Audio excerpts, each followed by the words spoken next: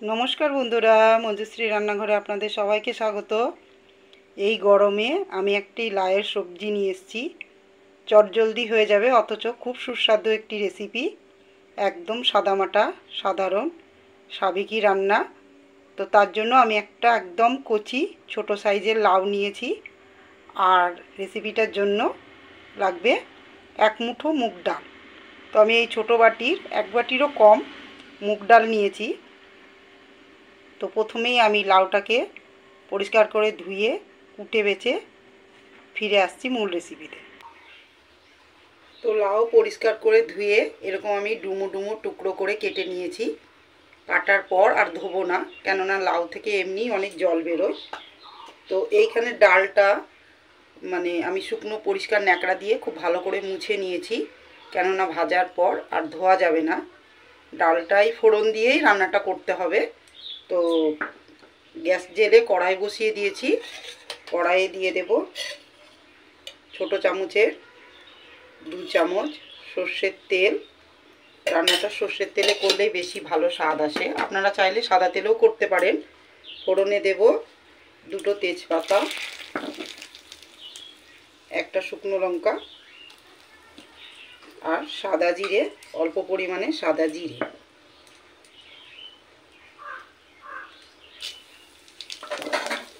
এবং ফোড়নটা একটু নেড়ে নিয়ে দিয়ে দেব ডাল।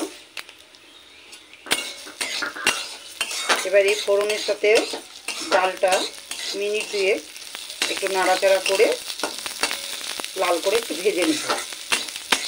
ডালটা গলে যাবে না, অথচ সেদ্ধ হয়ে দানা দানাই থাকবে। এই ডালটার জন্য এই রেসিপি খেতে ভালো স্বাদ আসে। তো ডালটাও একটু নেড়ে নেব।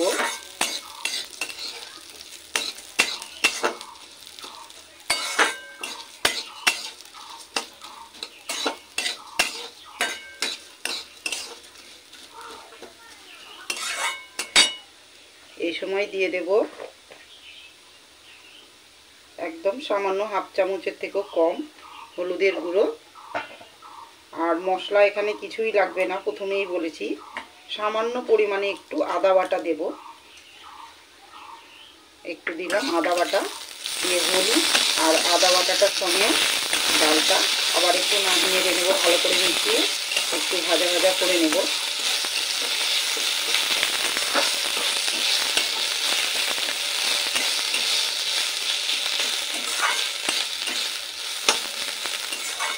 এই সময়ে দিয়ে দেব আদাও ভালো করে ডালের সাথে একটু ভেজে নিয়েছি, কাঁচা গন্ধটা চলে গেছে। এই সময় দিয়ে দেব কেটে রাখা লাউ, কেননা লাউ থেকে জল বেরোবে, তাই প্রথমেই জল দেব না।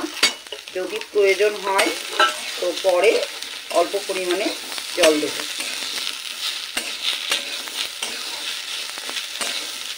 এখানে কোনো লঙ্কার গুঁড়ো বা জিরের গুঁড়ো অন্য কোনো মশলাই দেব না। একদম গরমে হালকা স্বাস্থ্যকর এই রেসিপিটা শরীরের পক্ষে অনেক ভালো। তো আমরা তো বিভিন্ন রকম ডাল দিয়ে লাউয়ের রেসিপি খাই, মুসুরির ডাল, ছোলার ডাল, মটরের ডাল, সব ডালেই কম বেশি লাউ দিয়ে খাওয়া যায়। তো বন্ধুরা, আপনারা অবশ্যই একবার এরকম অল্প মুগ ডাল দিয়ে একবার লাউয়ের রেসিপি করে খাবেন।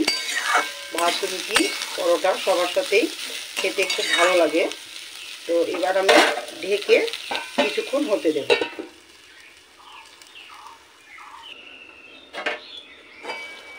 কিছুক্ষণ ঢাকা দিয়েছিলাম, তো দেখুন লাউ থেকে বেশ খানিকটা জল বেরিয়েছে। আর লাউটা আরও কিছুটা সেদ্ধ হতে আছে, ডালটাও আরও কিছুটা সেদ্ধ হতে আছে। তো এই সময় আমি অল্প পরিমাণে জল দেব, যাতে লাউ আর ডালটা খুব ভালোভাবে সেদ্ধ হয়ে যায়।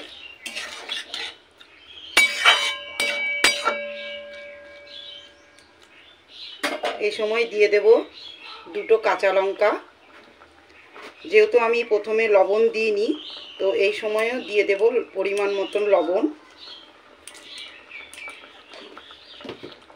আর যেহেতু নিরামিষ তরকারি, তো তার জন্য দেব একদম সামান্য চিনি।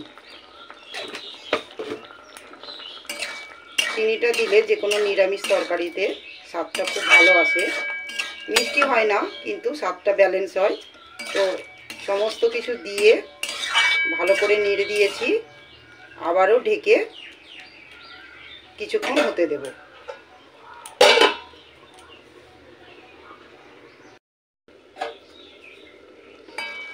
তো 5-6 মিনিট পরে ফিরে এসেছি। জলটা প্রায় শুকিয়ে গেছে, এরকমই একটু থাকবে মাখো মাখো। তো এই সময় তেজপাতাগুলোর কাজ হয়ে গেছে, তেজপাতাগুলো রাখার দরকার নেই, তেজপাতাগুলো ফেলে দেব। তো আমাদের রেসিপিটা প্রায় হয়ে গেছে। এই সময় শুকনো খোলায় ভাজা গোটা জিরে সামান্য পরিমাণে হাফ চামচ, সুন্দর একটা ফ্লেভার আনার জন্য আমি ভাজা জিরে গুঁড়োর মশলাটা দিয়ে দিলাম। লাউ খুব ভালোভাবে সেদ্ধ হয়ে গেছে, ডালও সেদ্ধ হয়ে গেছে, কিন্তু দানা দানা রয়েছে। সেদ্ধ হয়ে গেছে অথচ দানা দানা রয়েছে। খাওয়ার সময় যখন এই ডালগুলো মুখে পড়বে, তো তার কারণেই খেতে খুব ভালো লাগবে রেসিপিটা। তো একদম অতি সাধারণ রান্না, সাবেকি রান্না। তো একদম চটজলদি হয়ে যায় ঘরে থাকা কিছু উপকরণ দিয়েই। তো বন্ধুরা, আপনাদের কাছেও রিকোয়েস্ট রইল, আপনারাও একবার এই গরমের সময় লাউয়ের এই রেসিপিটা করে খাবেন, আপনাদেরও খুব ভালো লাগবে। তো হয়ে গেছে আমাদের রেসিপিটা। 5 মিনিট ঢাকা দেওয়ার পর আপনাদের দেখাচ্ছি কেমন হয়েছে আমাদের রেসিপিটা। তো এই দেখুন বন্ধুরা, রেডি হয়ে গেছে আমাদের মুগ ডাল দিয়ে লাউ। ডাল ঠিক নয়, এটা মুগ ডাল আর লাউয়ের তরকারি বলা যাবে, যেহেতু ডালটার পরিমাণ খুব কম আর ডালটাও গোটা গোটা রয়েছে, গলে যায়নি। লাউ আর ডাল দুটোই সেদ্ধ হয়ে গেছে। তো এরকম মাখো মাখো তরকারিটা হওয়ার কারণে রুটি, পরোটা, লুচি সবার সাথেই খেতে ভালো লাগবে, আর ভাতের সাথে তো ভালো লাগবেই। তো আপনারা অবশ্যই একবার এই গরমের সিজনে লাউ দিয়ে এই মুগ ডালের রেসিপিটা অবশ্যই করবেন, আর কমেন্টের মাধ্যমে আমাকে জানাবেন আপনাদের কেমন লেগেছে। তো ফিরে আসবো আবার নতুন কোনো রেসিপি নিয়ে।